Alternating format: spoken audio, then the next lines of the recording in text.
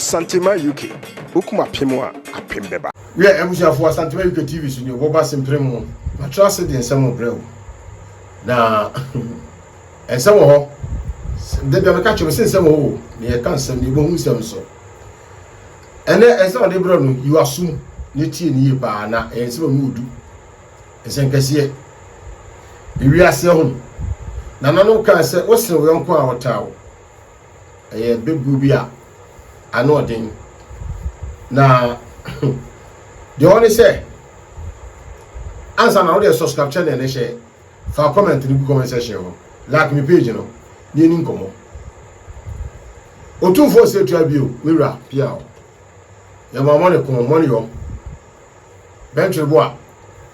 wo be mamu me kire wade bi suade oboba sempremo teacher me trasia me kire de o suade afa mamre ne amane ho abakwasem na de yekoso hu efa hensem de unya ne ba bia je Asantema UK TV so ena abinya no nene de ho de se afedie mpataku ebi abowre nwan pese o mo chinwa ne wie na nyame adom asesa ye ba kwan so me kan say me ka kro bi ewo afida kwa abre south kro de abo abuja what di no se wonti di ni dade a na wonti Alex Corado nyom 1,000 1 hamburger 1 contractor wonya ba bi ko na wabɔ nyom bebre di afa abo abuja ho se o ka nyu ni bia ankoda mo ba ye du yenya bibia yesina bojo no ta be wi aja ni bo ya ya tanfo aferi o ka sa adwum no oba abo abuja di wo eno no aso edi ni ho adanse e kire se ofra abo abuja eno America se abo abuja so wo kwa abre afija kwa abre south ehona abo abuja wo na obeka se abo abuja hene ne sem ko edeja bebre sane be se hene isi hini wie abo abuja hene ayi otumfo brempon otumfo ba ye ka ahini emu a otumfo ba edu o hene ba o hene ba bia so ye brempon na yebuza se wo ba kire bo ana otehuna ya benisi atete kwa kire mama udi abrante hu adanse ene ede bedi akonwa afedi abayo otamfo adeya eyen sanke to bia ho ne yeka de ho ne to na mepese ohu na na wi afia kenten ana wa hine ba wi afia kenten mepese ohu no tina mi chechire no memu no ne ntie obi fa ahodie so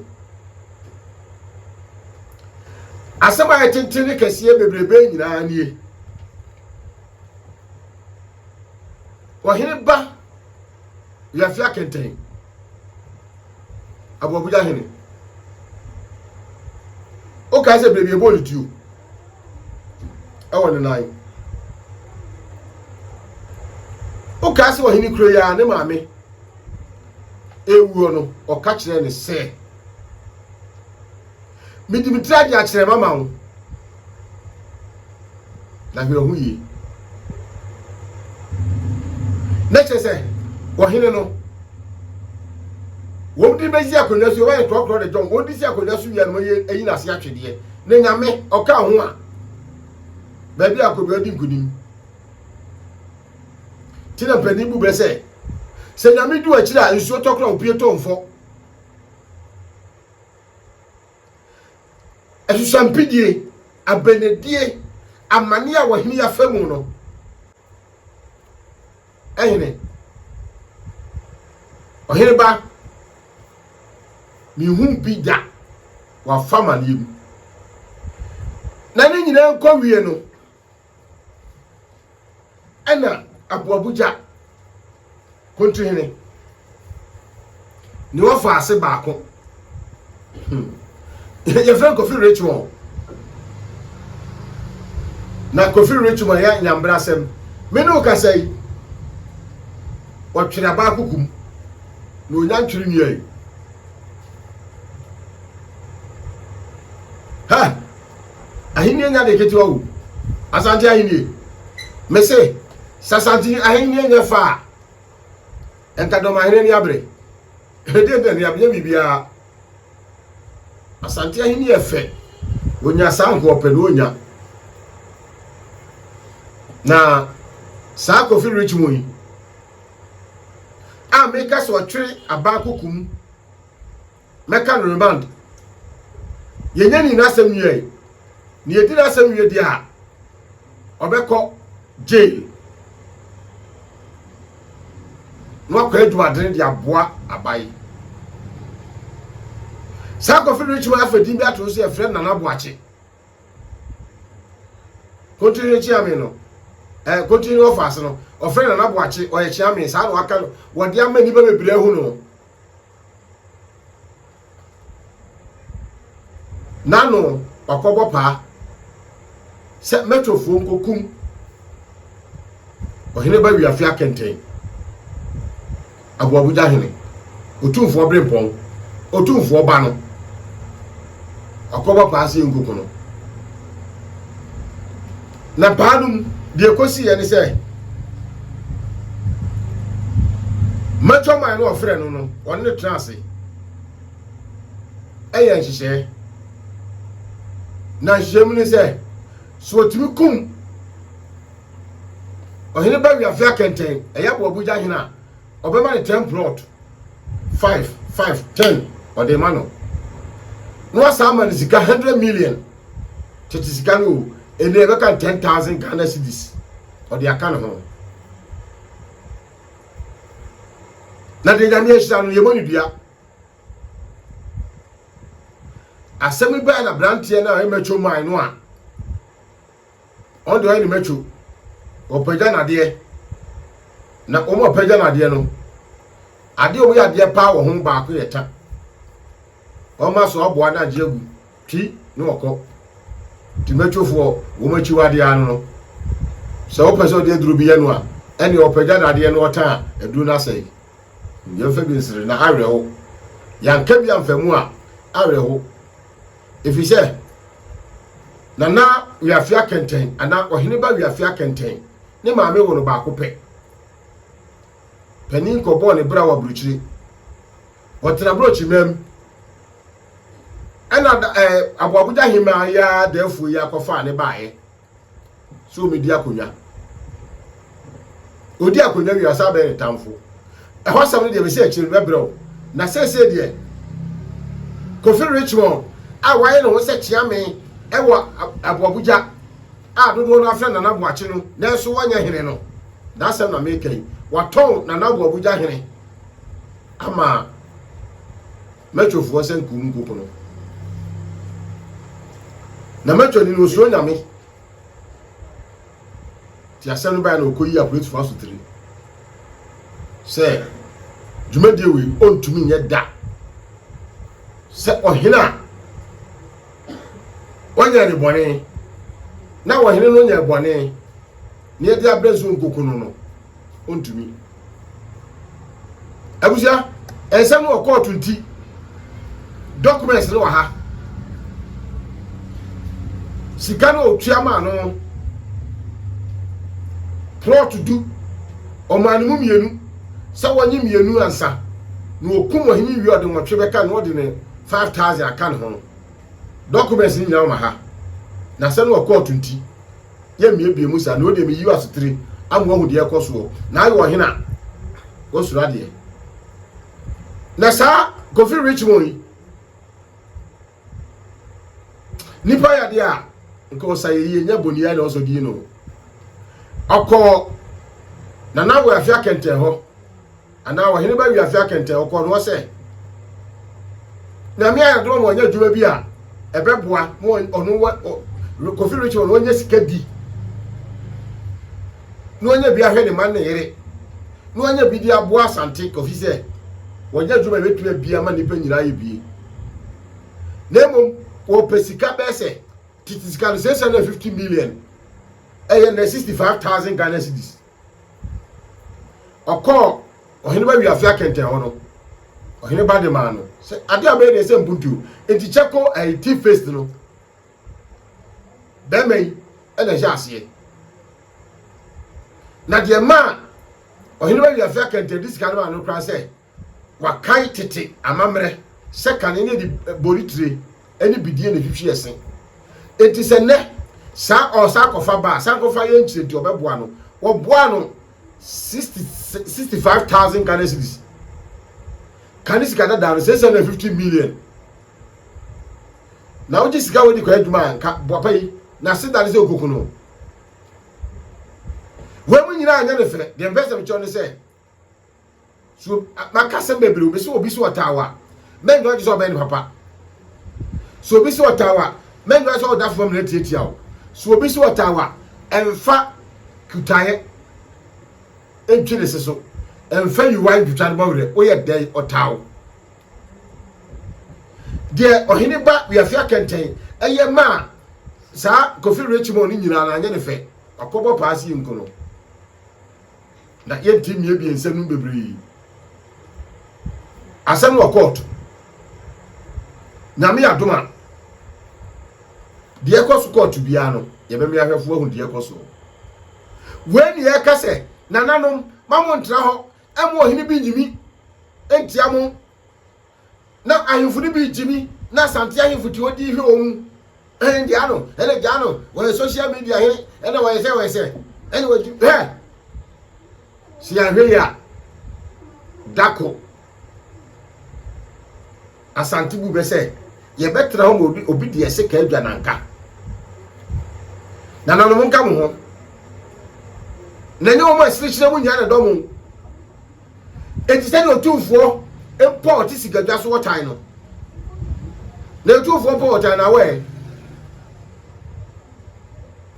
onipa ai ne papa no na wieye a ode da nase ni nyina ne se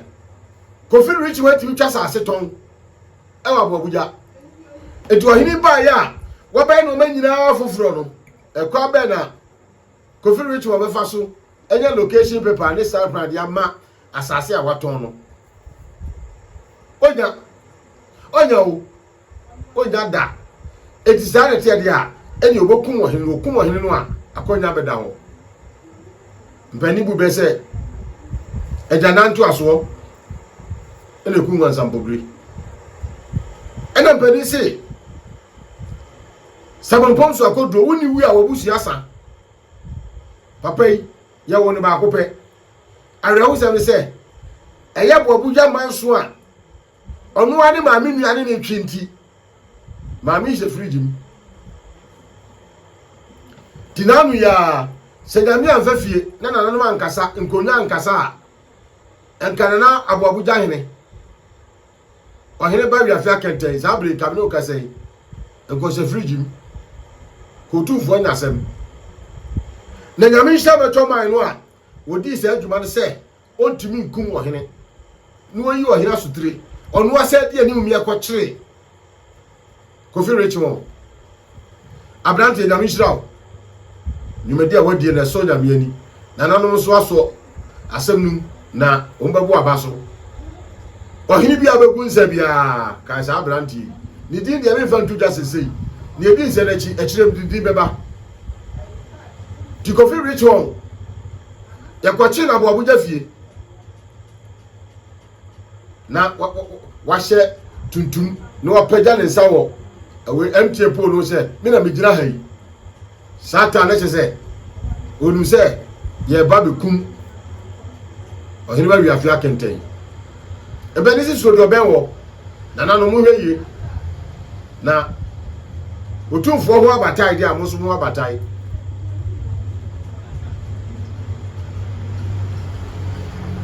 eti ya Kofi Richmond dem na nyame adoma ye dem baba na sendie no de ekobia no abusia emu ehu ni ehunu adwen cropot ya Kofi Richmond ye say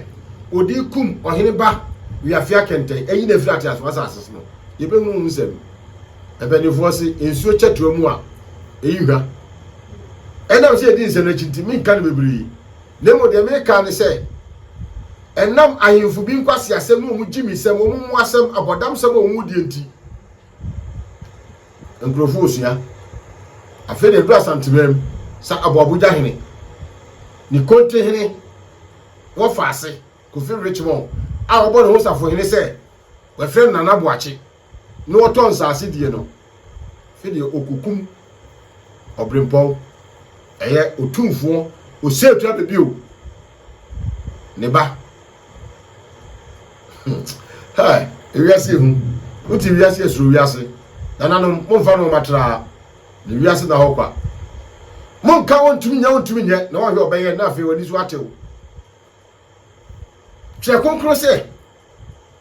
onitifo hunu de eba na wotwe ne ho na tete kwa de ojama ne beto no nananom ahemfo amwa asantemam mama oni na ho na mo nsori na otumfo anya asante nyina nya mamu nya otumfo nko aso nkoreko na mo mfrantoma enko yi ase nkoje fans mo ntwa sase ntoni frantoma kwasi de na mo dada mo ho na so twede ehye ntomam enam se okwase bi hye ase a ojimifo bi hye ase a ya antia no nti no enkrofo osua osa santwe UK TV obo ba sempre me ka de bi ase enye na se na me ka o na nchirima na eba no abraba ye bo no ekwa enam so no ehe na de nkora no be wi ebi na asisi ayi se Kofi Richmond etimi akofa apafo se ye nkokum ohene ba wi afia kenten bone be no aye onya bone onya sase ntoni tu kuna firi ho na sade na ntwe podua nche sisi echi no edi gira konfo nsem tinananom midimusi a mamoni na ho na mo nkeka mo ho na mo nya timu de no asante ayefo mutimu yemo de otumfo se asante meru ase se mo nkoma mi amekomeko asante fo edi na himfo bi jimi emu nkurasefo emu abodamfo anaka kwam okra aboa we ne ho ase obeka setia otumfo asampani do ni atale ehye de bi obon to bagu ne bo mpabo akra oni bi hye samodua jimi we etimi kasetia otumfo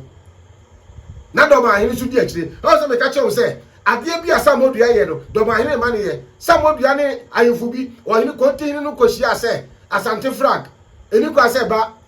sampa o se na anu ya do ma hene aka ho asem ye ka mo se eboa nye no ma hene ka se on tia se GP ba na Ghana asante frag bi anim na ni ko ase asante frag ene bi anim na onu so obo ma foforo so asante ayefo mo keka mo ho mo sori nkasa mo se club ya asante kotoko eni ku eni dwane afedi e ko ba mo ayedi ebetu afa mo so na ye nsuma ye hu ye suma nchirima nkwala na eba no eno no mani bresem na me fancy na ohia no ma no atra mpani se wano wasa de ntwasuo na me ado a oboba sempere mo asante ma UK de ko bia no memo ahu na me fancy na nsuo checho mu a eyiwa subscribe channel na share fa comment ni bra na like page no na share de free asante UK TV bra oboba sempere mo atrase ma isa share biem e de foforo bebrewo As Royal Hotel, a ultra-modern hotel bia or Achumakofo dua or Santimantem mu ben ebuakwa. Hotel ye feye, se ura den bia mu a, wo hiesie mu e wa honka kwanso. Or VIP rooms or executive rooms, and afi wo standard rooms. Obambo de enya de a ehu bi mu. Ekira kwai wo Achumakofo dua, Oniga we filling station na edi hwani mu. Obetumi afre ahomatrofo yi 0249 450 955 K-Loss Royal Hotel. Your home away from home.